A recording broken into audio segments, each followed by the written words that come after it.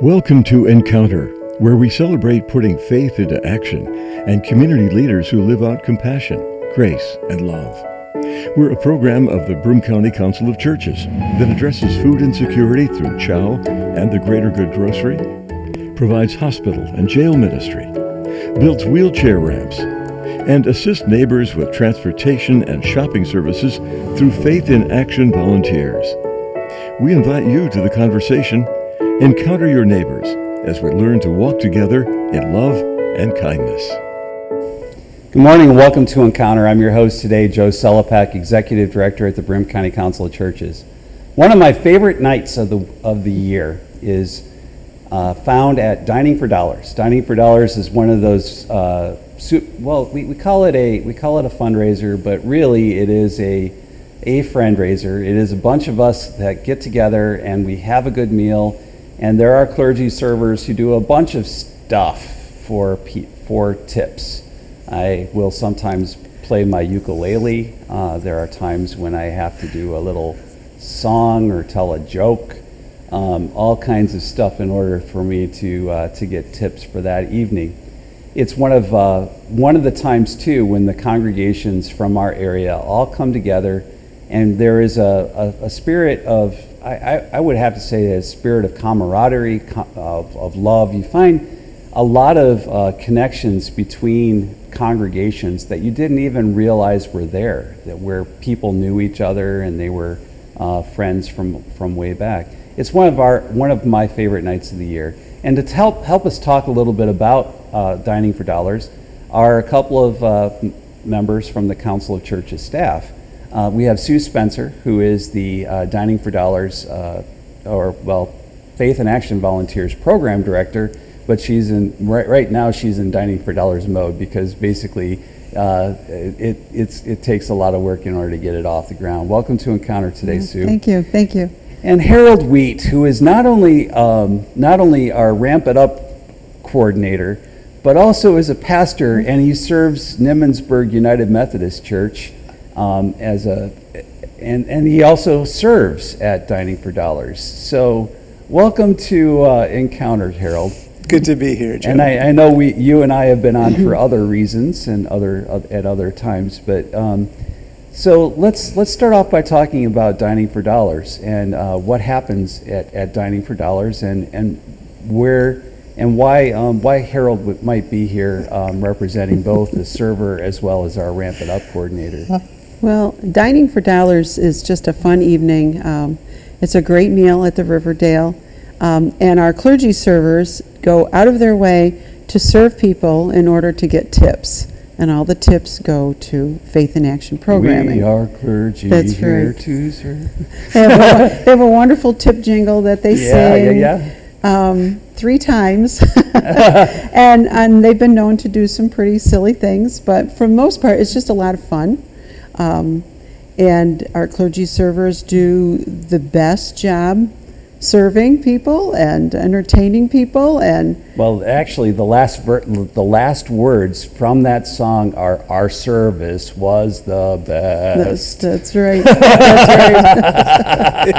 So it's just a fun night. We have raffles and we have some other things going on, and some music going on by Rick Pedro. But for the most part, the clergy servers are the stars. And it's just a lot of fun. People leave there feeling good, having a nice time, and it's become a tradition now. Yeah, and so we collect tips at the event, and then these tips are set aside for specific purposes, right? Yes, we've started doing that. We have a big thermometer we hang on the wall. And we keep making it red as it gets higher and higher. We set a goal. So last year was for Ramp It Up. All tips were to go to the Ramp It Up program to help build the accessibility ramps. And so Harold, we then took those tips and then we brought them to Ramp It Up, right? And we put them to work. Yeah. So do you want to lead us a little bit through what was like some of the projects that you had going on with Ramp It Up? Oh my goodness, we've done a number of projects, 9 so far this year, and one of the rewarding things about what Ramp It Up does is that so many of our people that we serve have been stuck inside their homes, just unable to easily come and go or safely come and go. And when we come and put in one of our, they call them temporary ramps, but they're really quite sturdy, then folks can have a sense of independence that is just a real gift. And one of my specific memories from Ramp It Up was when we built, I think it was the 100th ramp. Was it when we did a press conference around that? Were you at Faith in Action at the time? I'm not sure.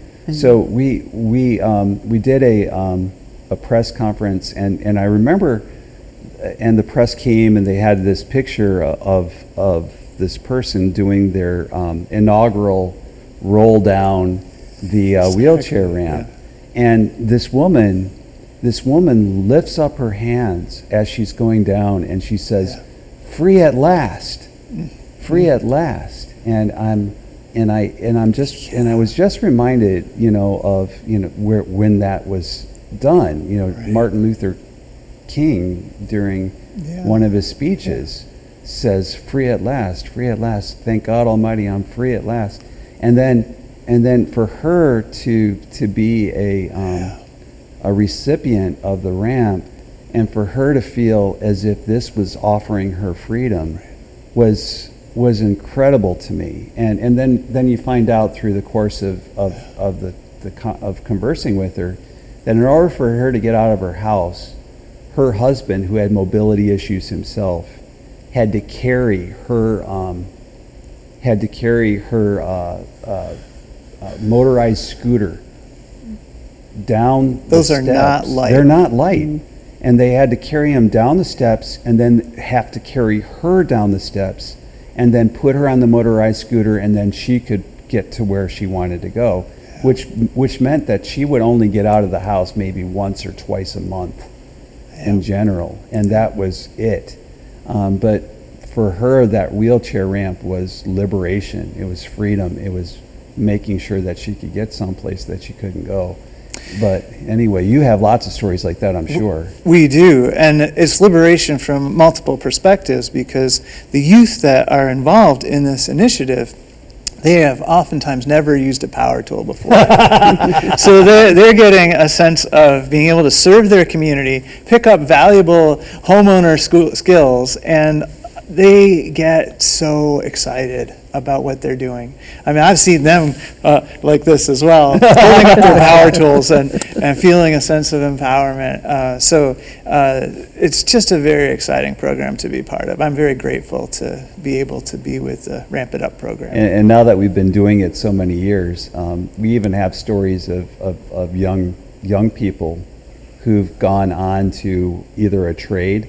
So many of them have gone on to trades, or become engineers or other kinds of things like that because of their work at Ramp It Up, which is pretty incredible when you think about it. And because it's been that program we've started in 2009, so it's been going on for 16 years now. Is this our 16th build season?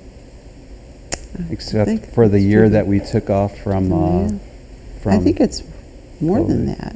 Is it? Well, 2009. 2016 years would be 2025. Yeah, okay.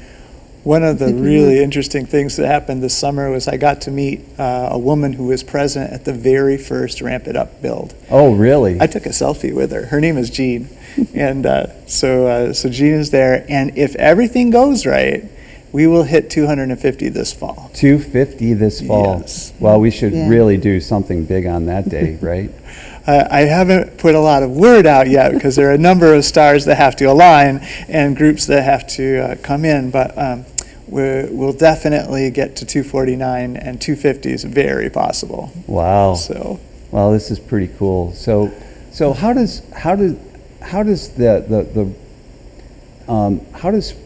Ramp It Up fit into Faith in Action volunteers? Well, Faith in Action's goal is to serve the seniors in our community, to assist them, those that are homebound because they can't drive, those types of things. I think Ramp It Up fits in nicely because it's another way of giving independence, and that's mainly what the goal of Faith in Action is to provide that independence, or that means of getting the independence that they need in order to survive. I don't know how you feel about it, but Absolutely. Yeah, there's one of the taglines for the Council of Churches, or our mission statement, is connecting compassion with needs, inspiring growth with dignity. Mm-hmm. And another story from Ramp It Up that's important to me was one of the first. So I wear many hats at the council, and one of my hats that I wore that year was as a coordinator. Whenever the coordinator had to go on vacation, I would fill in for them. And so I've built maybe 6 or 7 wheelchair ramps through the course of being the executive director at the council.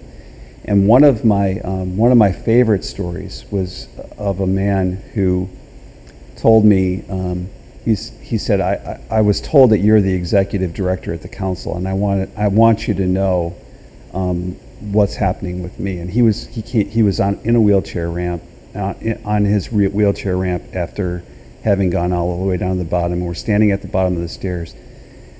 His grandkids were thinking about how they could ride their skateboards down it, which was kind of interesting. It was kind of a fun side conversation that was going on over there. Do not do this at home. Right. But then this guy starts talking about how he would have to go to church. He said, so in order for me to go to church on Sunday, he said, I would have to fold my wheelchair ramp, my wheelchair up.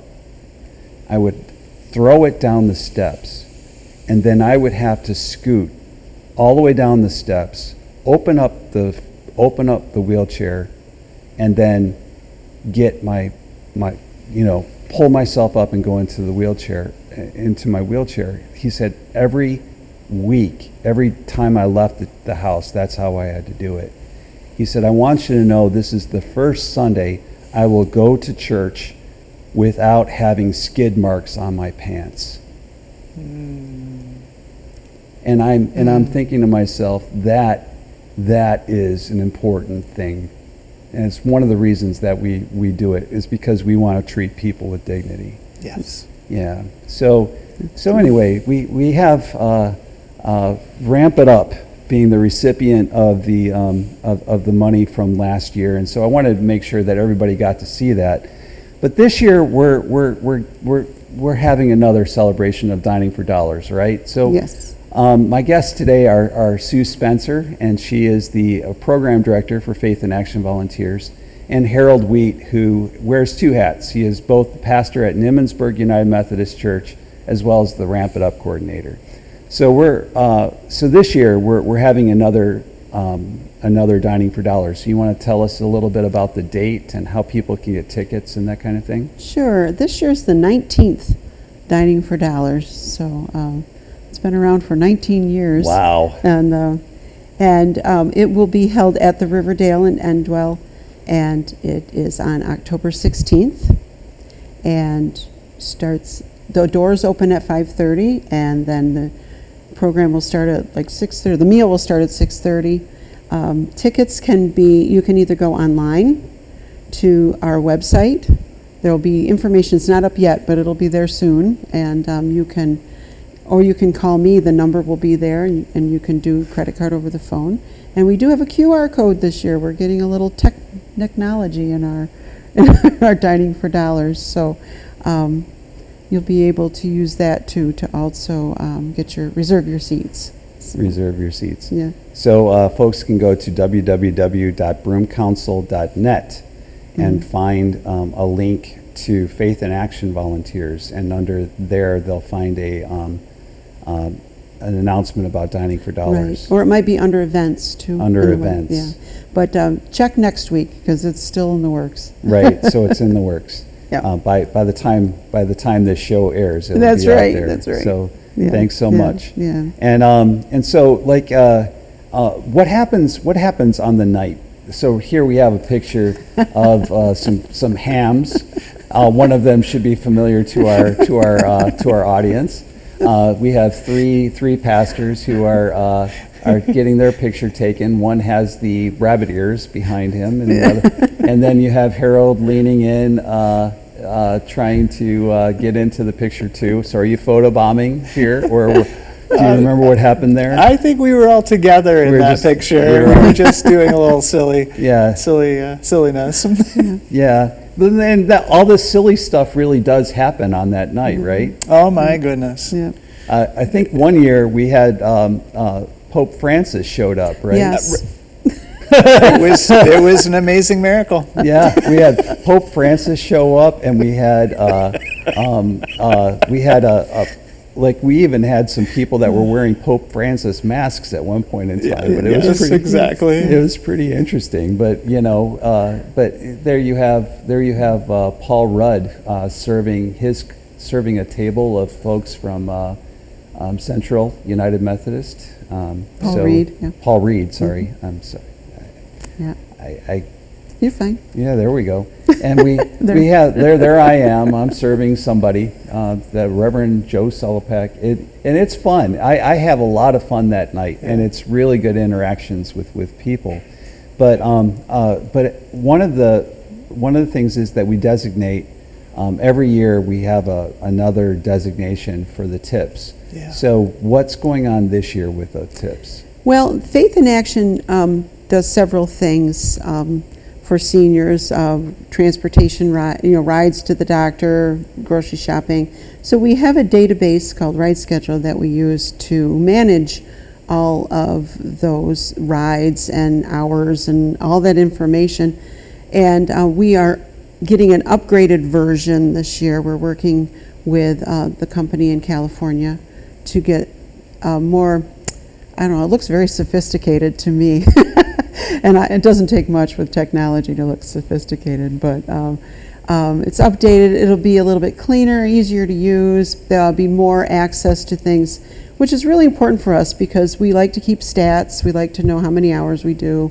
It helps us keep track of our people and our volunteers. A really nice feature of it is that our volunteers can go online and go into it and pick their rides instead of us having to make phone calls, which has been a huge time saver for us. So this year's tips will go towards funding our year of Ride Scheduler. And Ride Scheduler is, for our audience, part of what the important thing that Faith in Action Volunteers does is it links a volunteer in the community with a senior who needs help to live independently or in their own home. And Ride Scheduler then is one of those ways to show the folks who have the biggest need, like how do I get to the doctor? How do I get to the grocery store? Those two being predominantly the two big things that Faith in Action does.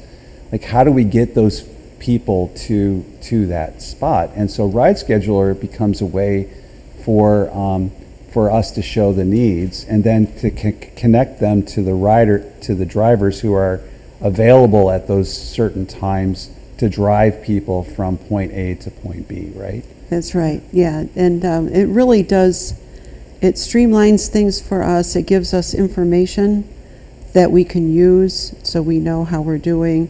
We can keep information about clients. We can put specifics in there. Maybe they need help getting down the stairs. Maybe they take an oxygen tank with them. So the volunteer can look at that and see what will need to be done. It gives us information about the volunteers, like what days they're available, what days they're not, who they'll take, like maybe they'll only go so many miles to transport someone. So it really is very helpful. And part of the role of Faith in Action Volunteers is really to do that nuts and bolts kind of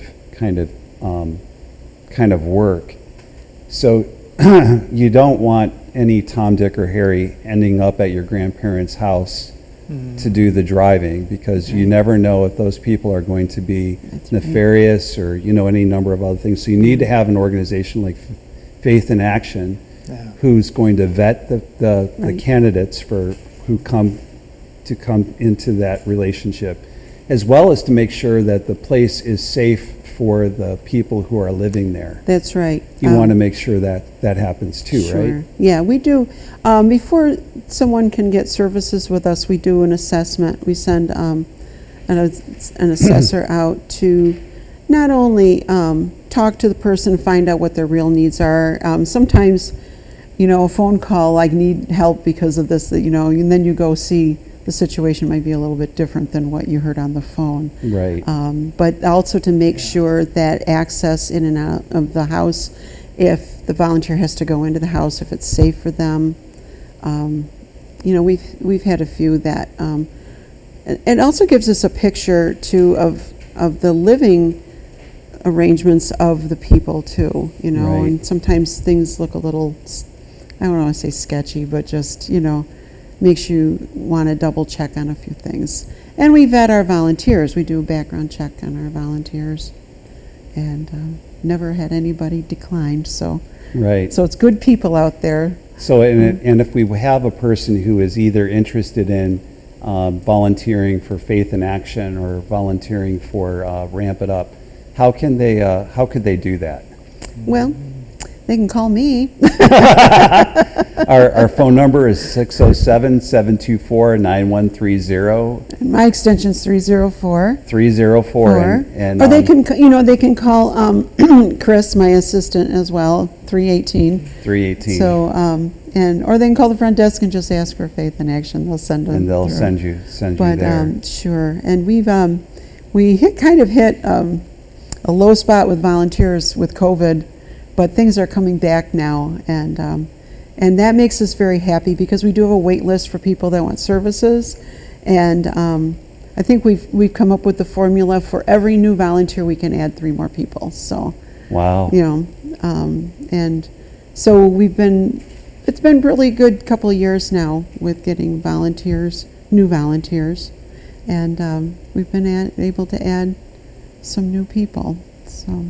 Well, thank you, Sue. And Harold, I think that part of your role at the council as the project coordinator is to do some of that vetting too, to make sure that the ramps are going in to a place where a person can really use them, right? Well, absolutely. So we have an application. So someone feels like they need a handicap accessibility ramp, they put in an application, and we score those applications according both to physical need and also financial need. And we prioritize those who have the largest needs first in our work. And we also, when we bring in volunteers, particularly volunteers who are going to be coming from the Council of Churches and working with the youth groups, we also screen them as well. Any folks that we are bringing into the lives of young people, we want to make sure that we've had that background check. One of the goals, I think, for all of our programs is to really give people a really good volunteer experience. Yeah. So when they come into this relationship, they're going to find not only is the place safe and secure, the plans have been drawn up, which takes a lot of work, or in the case of Faith in Action volunteers, that they're going into a place that is safe and secure, and place where folks are where they can have that relationship with somebody that actually means something. One of my favorite lives of commitment, and I'm going to just put this out there, because lives of commitment is another thing that we have that goes on every year. But we had one award recipient who was one of the Faith in Action volunteer servers, like a caregiver. Mm-hmm. And she talked about, all right, she said, I had to retire. She said, I got to the point where I had to retire from work. And she said, and I'm sitting there, and I had done everything that I had set out to do. I had cleaned my house. I got I got a bunch of projects done, and I went on a vacation, and I came back from a cruise, and now I'm sitting there looking at my life going, what do I do with it? And she said, I want you to know that faith in action not only gave me something to do, but it saved my life.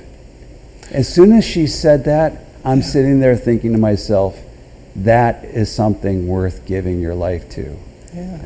To making sure that other people can have that, have the dignity and have the compassion, and that it becomes a part of what of life, and it saved her as well as helped somebody else. The gift of purpose. Yeah, exactly. The gift of purpose. It gave her a gift of purpose, and it gave the other people that she was serving the ability to live with dignity in their own home. That's right. What's not to like about that? Yeah. Right? Anyway, great. Yeah. it's awesome. It's what you do every day. So what's it like being the program director for Faith in Action? It might depend on the day, but it's usually a good feeling. I mean, we love the people we serve, even the ones who can sometimes be a little, irritable. We all Right. have bad days, but we really like what we do because we can see the goodness in it, and we hear it from them. I mean, they're very grateful. They'll tell us how wonderful they are. They'll send us little notes and cards, and they're always so grateful about the help, because I can't imagine not being able to get myself to the doctor, or get in the car to get groceries. I mean, I can hop in the car and run out for an ice cream cone if I want to, but they can't. So I think it feels good. It feels really good. And again, if a person would like to attend Dining for Dollars, how would they do that? They can go to our website, either under events or Faith in Action, and they can either send in a payment by mail or give us a call. And that is www.broomcouncil.net. And there's a menu that you can pull down. You can find Faith in Action volunteers, or you can find events. And either place they can find a link to Dining for Dollars. Yes. And there will be a URL code too as well that people can access in order to get to that. And if a person is also wanting a ramp or they want to volunteer, they can find all of that information at www.broomcouncil.net.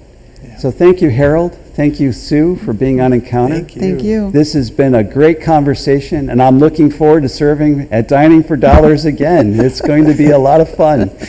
And for all of you who are here, I hope that you would find a way to help make the life of someone, especially a senior, better by helping them out and being a kind and considerate and generous person. Have a great day.